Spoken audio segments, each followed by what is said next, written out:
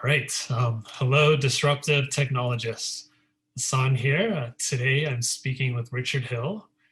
Richard is CEO and founder of VoteOurVoice and chairman of Hill Industries, a boutique investment firm. He's been running for around 20 years now. And he's also going to be a panelist on our upcoming Disrupt Democracy panel. So look out for him on that. And with that, thank you again. Thank you for joining us. Thank you. So to start, you're somebody with an extensive background in trading and investing. Why create Vote Our Voice? So the creation of Vote Our Voice essentially came from literally standing in line when I went to vote. They give you a little small paragraph about the candidates. Assuming I truly vote independent. So with that, and you're looking at just a little one paragraph blurb on the candidates, you look and you say, well, okay, so this just tells me a little bit about who they are, and half of that is talking about the party that they represent. So it's not giving me any in-depth information. And I just thought to myself, well, that doesn't tell me whether or not who would do the job better. So then when you start to peel back that the layers of that onion, real quick, if I were to even throw it back to you, Hassan, it's like, well, how would you, if you're going to make a decision on voting for someone, the basis of doing that has to begin with what's the job that the guy or the woman who currently has the job, how well are they doing? What do we know about that? Like factual or data-driven information surrounding that. And I fashion myself as a pretty well-educated person. And I realized I got no clue. It's literally like throwing darts at the board. And when you think about how that here we are in the 2000s, and there's no actionable data for that. It's rather ridiculous that I'm really guessing here, unless you're just gonna, what many people do is they just down ballot vote, meaning they vote their political party and give no thought whatsoever to the job that the person is doing in office or whatever. They're just voting a red or blue, like children do, when they learn the color. It's like, when you think about how all that we make voting out to be, it starts to put into perspective how absurd that is when you think, wow, I'm not giving that much thought. And it's not because you may want to do some due diligence, but the information is not readily available. Yeah. So it was solving that pain point and that problem that very real problem that I had for myself. And so the basis of building Vote Our Voice is I built everything I would need to know in order to solve the problem for myself, and then roll that out to everybody else. And from my understanding, it's like a report card on your representatives, right? Exactly. So what you get three things in the report card. You'll get you versus the politician, meaning that how well does that politician represent me as an individual? The second part is you versus your voting district. So how do you compare and contrast to the people who live around you in terms of political ideology? And then lastly, most importantly, is the voting district versus the politician, which is really the true measure as to whether or not that person is doing a good job representing all of us, right? And how well do they, if it's a senator, how well do they represent the people of the state, or a congressional district for how well your congressman is doing. And this is based on their voting record towards bills, or Yeah, more? so that's actually the most interesting part of what we do, Okay. because it's interactive. So what happens when you take you through the user experience, you register, you go, it'll bring up a page that'll have a list of topics. You select the topics that you care about. If there's a topic on that is not on the list, you can type in like one topic that is not on the list is going to be something related to guns or abortion or something like that. Those are not typically topics. These topics coincide with the way we catalog our bills at the Library of Congress. So they're the exact same titles as those.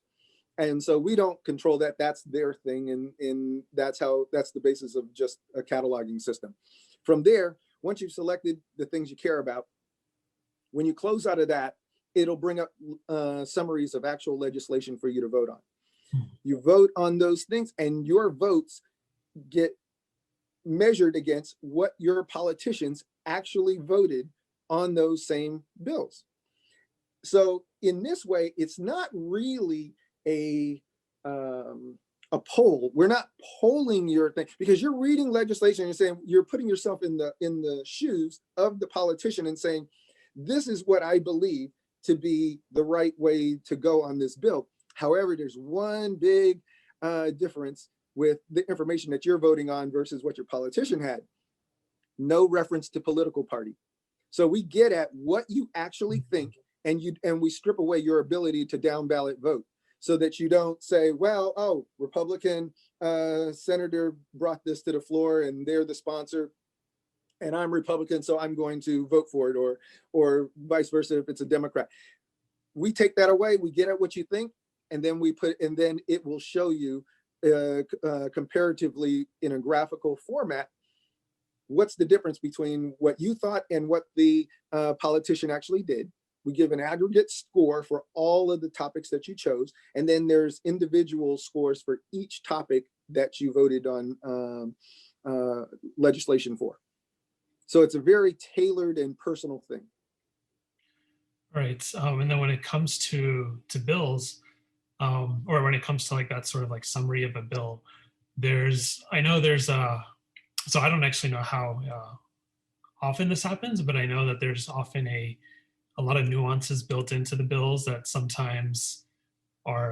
can sometimes counter the the nature of the bill, and sometimes people like how do you account for those nuances, or are those such small cases that are they not the norm? Right. So what you're talking about are referred to as earmarks. Those are the things that, so what happens in our legislative process, it's the day that we're going to have a vote on a big budget amendment or something like that, or the continuing resolution for funding the government.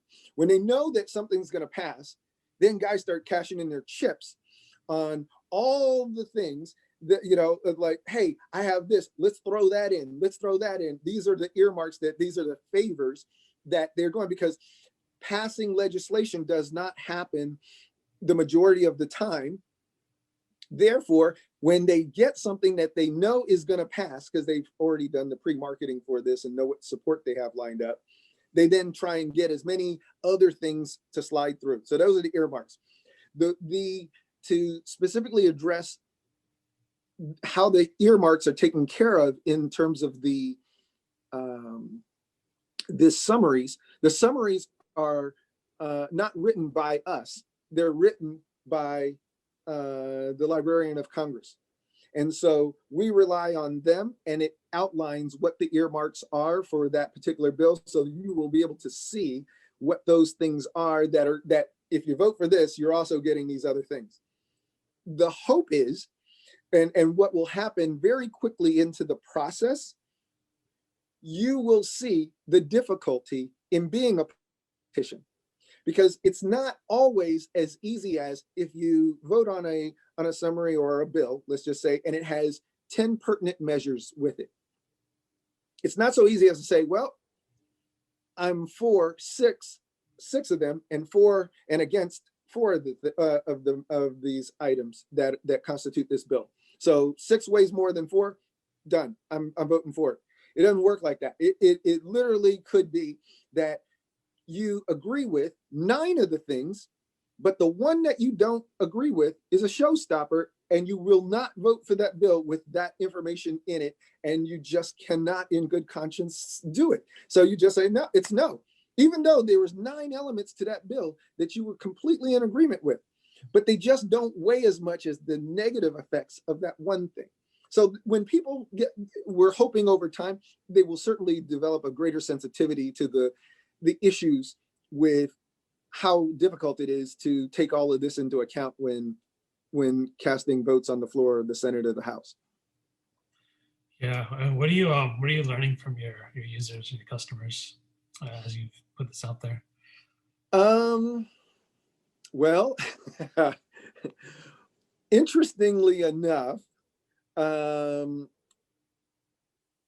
for the people that are actually utilizing Vote Our Voice, what's hard to say is whether we don't have enough people using it and then reporting back that they changed their decision. We know that it influences how each person who is a user, how they actually voted in this past election. But when we look at voting districts, so what we did in this last election that was actually one of the most, I thought was one of the more innovative things that happened.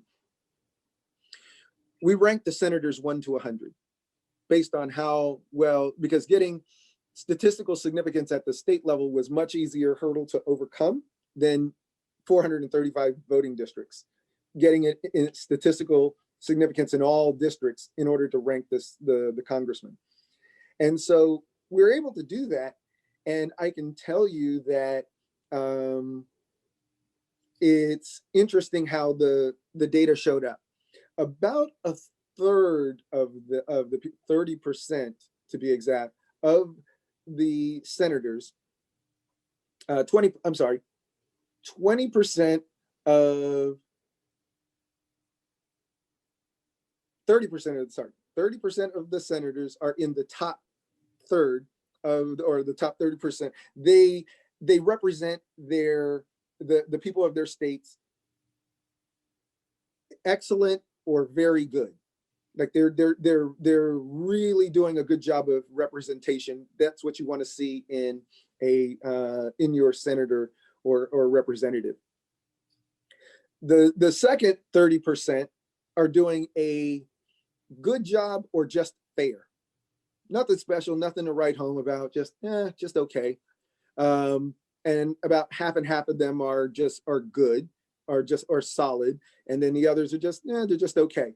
And then the bottom 40% are doing a poor job or failing job, meaning that their representation level in terms of an actual number is at 48% representation thing. So if you were scoring an exam, they voted the same way the people of the state voted on those same issues, only 48% of the time or less. And then what we did is we look at the pairs, meaning that both senators together, to see which states have the best representation as a pair of people as well. And interestingly enough, the best duo by far in the group was Minnesota. Amy Klobuchar, Tina Smith. Tina Smith, the other senator in the state of Minnesota, she's number 1 of all senators. She's the only senator out of the 100 that had an excellent representation record in terms of the way they do it. So we do it by percentage, we do it by and then we interpret the percentage to say excellent, very good, good, fair, poor, and failing. And failing is, ends up being like below 45% or something like that. It's a real low score. Of the people that were notable that were in the poor or failing group, Mitch McConnell and Lindsey Graham. And the state of South Carolina, by chance, just so happens to have I think they're third from the bottom in terms of tandems, because Tim Scott is one of the bottom 3 senators in all of the United States. So he drags Lindsey down, and together their representation score as a pair is rather low. By contrast, you had Cory Gardner in Colorado, who was top 5 in the United States as a senator and was voted out of office. And he was he had the highest ranking of any Republican in the entire list, and he was voted out. So the people just got it wrong, because there's very little chance, obviously only 5% chance or less, that the person coming in is going to do a better job than this person is doing. It's just not likely, not very probable at all. So over time, we hope people will start to use data to drive the decision. And like one of the mottos that we have is use data over over party or emotion, right? Don't vote based on those things. Just use the data and let it be what it'll be. Yeah, well, that's very interesting information to think about it in those terms. Because we do get caught up in the political representations. We get caught up in the personalities. So that's going from American politics to one of the great things about your platform is you're working on a global scale. So where are you seeing some similarities and some differences through other countries that you're working in the U.S.? So we actually will be launching next month in Canada. That's the next one where we will have 100% of the platform up and running. Then coming after that will be the UK and Pakistan. It's driven largely by the data that's available in the countries and the ease of simulation into the platform and so forth. It'll be very interesting to look at what differences a parliamentary system has versus the system our democratic republic and formed with the way we structure our executive branch and legislative branches and so forth. What impact that has in terms of how well representatives do in representing the needs of the people. Our preliminary, just looking at some preliminary data that's come out of, we've got, it's a little bit incomplete and a little early to be able to tell, but we've got information from India and as well as in the UK and places like that. And we've sifted through the data to see what are our expectations and deriving hypotheses on research that we might propose or want to do to get greater exposure and so forth. And I can tell you that the probably the biggest thing that is a distinguisher of a country like India versus the United States is the mandatory voting, right? So mandatory voting just increases the likelihood, the participation rate is off the chart compared to here, where you have to knock on doors and convince people. It's not as much, it's legislated as instead of being your social responsibility to us all and to yourself. So that's the biggest issue. The country that I'm most interested in launching into that we want to pursue is actually that's where we're going to start to see some real interesting things. I didn't catch the country you said. Oh, China. Oh, okay. Yeah. So I actually attended a seminar that NYU put on last week, and it had to do with democracies in an authoritarian government. And one of the things I learned from that is that democracy is an evolutionary byproduct of capitalism and so on, and you look at the number of billionaires they have in China and so forth, it's clear they are not a communist country, right? There's some it's you would be hard pressed to say they're not Cuba, right? That's much more of a pure form of that. They're certainly not a pure capitalist society, and they're certainly not a pure democracy by any form. But what's going to drive them into, they think by 2035, into some form of democracy will be all of this growth and the fact that they expect them to be the largest, most powerful country in the world, and that the people will have evolved into, well, our collective voices have to be heard in this environment. There are just too many people that are contributing to the growth and what's going on in that country, and with all that great wealth, it's not going to be just a handful of guys saying, well, I need to, let me cash in my chips. I'm the one that you have to pander to. They're going to, the more people that have success, the more people that are going to have a say in what affects their success going forward. And so that's an interesting model. And, you can see kind of like the tea leaves on that with what's going on with protest in Hong Kong right now in terms of democracy, and Taiwan, and how the mainland is handling that is very interesting. And yet they can't be in a position where they could just say, let's just roll tanks and have our way. But so they found a diplomatic solution that has kept the people of those countries safer, but they also don't want to allow these people in these outlying provinces to have a form of freedom and democracy that is so different from mainland that people want to migrate to those areas, or feel that there's an inherent bias and a more favorable environment for them to be in those places versus the mainland. So, yeah, it's like what our impression of China is, and what's actually happening there is quite, like, there's quite a contrast. So I think going about it the way your platform allows you to, you can't help but be exposed to that contrast. And so I want to switch directions a little bit to thinking about your Vote Our Voice as as an organizational structure. What was it like when you started to build this company or this organization, in contrast to how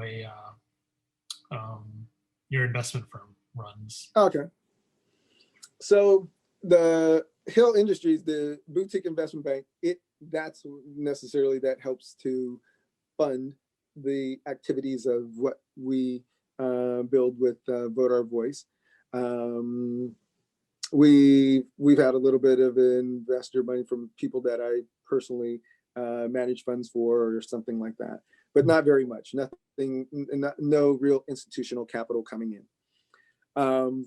In terms of just a management hierarchy and so forth, the investment bank is certainly much more top heavy, because all of the stakeholders and constituents that make up that organization have to be contributing people to the financing and consulting universe where we operate. So there are people that, if I have to offload work to get something done, I can trust that it's going to be done with the same integrity and quality that I myself would provide, or that any banker that's come from Wall Street would provide, or or a Booz Allen or a Deity or PwC, that kind of. So it's the people who work with us don't get anything less than that Goldman Sachs, Morgan Stanley, Citigroup type of representation and experience level that they would receive at these big companies, except we're dealing with companies that just have less zeros in their headline figure of revenue or company net worth. And so the transactions are largely similar, just maybe I would say even a little bit more plain vanilla. In terms of comparing that to VoteOurVoice, the main difference is that I can actually automate, or I look to automate, and I push my developers to give me algorithms that will do the job of people on the front end. So I don't hire a person and then have to fire them, or say, hey, I'm taking a job away from where it's like, no, I'm anticipating on the front end what are some of the inherent issues or biases that might occur as a result of having a human being do this job versus, can I automate that so I can have very few people touch it and then it run and automate itself without having a lot of people or touches to make it work properly. We're not a labor intensive, it's labor intensive on the development side to do that. And I just push and push to get the developers to give me, so I know what to ask for, which helps and that's a skill in of itself. So when you know or can be clear on what it is, your problem that you're really trying to solve, you can push them in a direction that gives you a solution that can then make this thing very easy, because we build something that we want to replicate over and over and over again to make it simple to deploy in the next country and so forth. So that's the thing, is that we're running a much leaner on VoteOurVoice, and it's just due to the architecture of what we're doing. Ultimately, we will be, when it's all said and done, once we've deployed in the country, dealt with all of the development issues for getting the platform up and running, the language, all of that. Once that's all done, at that point, we're a data science and marketing organization. It's our ability to use digital marketing in a superior way to our competitors that have really helped us get much more traction from a social media standpoint than any other democracy related company in the world. Yeah, that makes sense. What advice would you have for entrepreneurs out there that are either trying to get their own venture up and going, or they're in the early stages? Yep. Well, I can start with a shameless plug, because to answer that question, which is an offshoot of something that we're doing with Hill Industries, is that we're creating something called the Lean Experience, and it's a way for us to help entrepreneurs that have an idea get that idea go from ideation to an actual MVP that they can testing it, helping them decide or determine whether or not a pivot is necessary, and then what they should build from there. And so it's not unlike, I guess, the experience you would get in an accelerator, or not, but in a looking at a boot camp type of thing, or that going to any of GitHub or any of these places where they actually are helping companies build and then grow up and so forth. It's not much different than that, except ours is a paid approach where we're not taking equity in their firm whatsoever, and they're just paying for the development and so forth. And the only reason we're doing this is because I've met through the consulting we've had in just the last year or two, especially due to COVID, so many people come to us, and it's like they've raised money and burned through hundreds of thousands of dollars to try and go from idea to company that's actually doing so. No hint of profitability, but doing all of that and burning through hundreds of thousands of dollars. And so we just have a way to be able to do that, manage the process, and help them navigate it for a quarter of what they would be paying, so that they can have more runway with whatever it is that they may have raised, or maybe be able to just do a friends and family round and then get to an MVP and decide whether or not the idea is worthwhile, or something that they can really bring to market, because they'll have all the information they need in order to do that. So, and we pretty much, the other thing that I do that I, from a consulting standpoint, is I tell people you have to focus on profitability. First, getting to break even, and then profitability. Eyeballing the Ubers of the world that just go out and raise endless sums of capital without being profitable. You're looking at, those are people who win, who are lottery ticket holders that have won. And so you don't base your business strategy on the winnings of a lottery. You want to build it on what's the most likely case scenario. And the likely case scenario is that all of the companies that couldn't get to break even or profitability, there were hundreds or thousands of them that probably went by the wayside for every Uber that exists in this world, or the next snowflake or whatever. So you really have to focus on that. And I think if you do that, it drives your innovation. And then the other thing is, probably the best advice I could give, even if you have the money, work really hard to think as if you have no money. You'll be more innovative if your answer or solution to the problem is not write a check, make it go away. It's innovate, figure out how much money is necessary, spend the least amount of money possible, and then then figure out whether or not you can test for your outcomes before making huge sums of capital investment, so that you can be real stingy with that, and then really protect your growth path without spending huge sums of money and just being wrong, and then you've just burned through all these huge sums of capital. So yeah, so there's a emphasis on that leanness, on that yeah, staying within your resources and really maximizing your resources and turning a profit as soon as you can, so you are not overextending yourself. right. Yeah. And you do that too. You get to preserve. You want to preserve equity. You got to be very protective of it.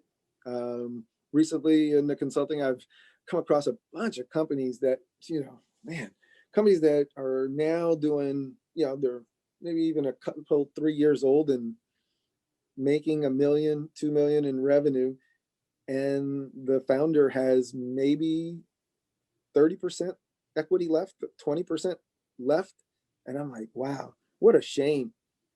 Great idea, probably could have done it a lot cheaper, but that's the problem with, if you don't know what resources you have, you're subject to he with the gold makes the rules. And so when you first go, they're making you pay a price. It's sort of like your first record deal. It's going to look ugly. Those people, it's almost like they're paying money to put their music out there and so forth. It's dang near that egregious. And this is no different. I mean, these people are definitely sharks. They're predators out there hunting you and looking for you. And for them, they need the best idea as cheap as possible. I mean, that's their goal, is to consume you, take as much as they can, say, but you'll get a chance to do this. And often in that process, it's dumb money that they're bringing in. Dumb money in that all the person's doing is writing a check. Yes, you can do whatever you want. You can do what they said you could do with the money to build your company and get it going. However, the investor is adding zero value from a growth standpoint, relationship management standpoint. They're not bringing you customers. There's just so much that's going on that could be going on had you been more methodical and just thought, well, if I don't have access to the guy with the money, how am I solving this problem? Is it just pack it up and go back and get a W-2? Or is it, nope, there's another way. I posit that you will actually find that solution if you are disciplined enough to go and through the wherewithal to try and solve the problem without spending capital. And if you just don't have the creativity to get there, that's when it's worth spending a few $1,000s to get someone who can give you that idea or something, but you don't have to hire a whole body sitting in a seat full time for a year and you paying benefits and all of that stuff to get something where, no, you're going to pay a little more money. You may pay a third of that salary for a month or two of work from somebody. But then the long range benefit that you derive from that is so much better. You've got a roadmap, when you're going to get to break even, how the person's laid everything out for you. That's to me is the smart way to go. So is there anything you want to share about to our audience about Vote Our Voice? Any last words about that you want to kind of leave us with? Yes, we're coming to you soon. It'll be very interesting to see how well received we'll be in Canada. I'm excited to see the impacts. We want to study. We're actually going to be running some studies simultaneously to see how people in marginalized communities, people of color, LGBTQ communities, and so forth. One of the things that we think is that the information gap that exists in these communities, I can certainly say in terms of the Black community, there's a huge information gap. And quite frankly, I'm hopeful that this will help people not vote for someone who really doesn't care about the things that are important to you. And they'll just do the right thing and say, well, this person's doing a poor job in terms of representation, so I know who I'm not voting for. The big issue that we have here is the partisan politics, though, right? You have to be willing to suffer or go through some pain, meaning that if you're a Republican, you will be voting for a Democrat if you know or you confirm that the Republican in office is doing a shitty job. The right thing to do is to just give the new person the job. If you didn't find this out and unseat that person in the primary, then your only alternative is to vote for the alternative person. And you just got to suck it up and then find a more better qualified person in your party that can run against that person.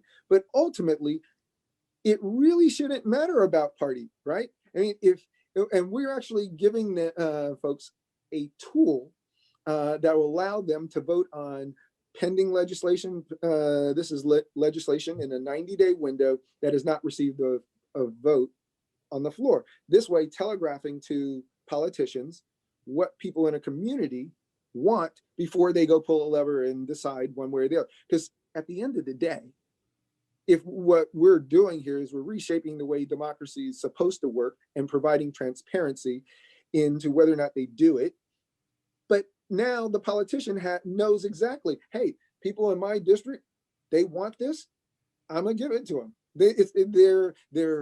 Their family values, their minivan, the 2 kids and a dog, doesn't mean anything. It's nice for a commercial, but what does that have to do with, hey, the people told me to vote for this piece of legislation that goes against my moral high ground? Well, that's the job. It's hard for you, and you ran in that district, and it's like, I'm talking specifically like if it was an issue in the States like abortion, right? You could be in a 90% Republican zone, and they say we're voting for a pro-life, a pro-choice initiative or something, going against party lines. Well, the Republican in place should just say, well, I don't represent the party. I represent the people first. Party comes second. And so if we can do that in Canada and do the same thing there, where people start to see that their collective voices could be heard and acted on, then I think we're all better off. And at least one thing's for sure, as we all lay down at night, we feel as though the worlds we live in are representative of the wills, our collective wills in the areas that we live in. And the people are doing the right thing because we're holding them accountable, because if they don't, we vote them out. And we feel good about the fact that now society operates in a way that truly reflects what people want or see, or how they see the world. So for the potential of politics beyond party. Yes. I think on that note we can end this conversation. But thank you so much for your time. Thanks for just sharing so generously. I will include whatever include a little bit about Hill Industries and the stuff you're doing for entrepreneurs, and then Vote Our Voice on our website. And yeah, thank you for your time. And with that, I'll stop the recording.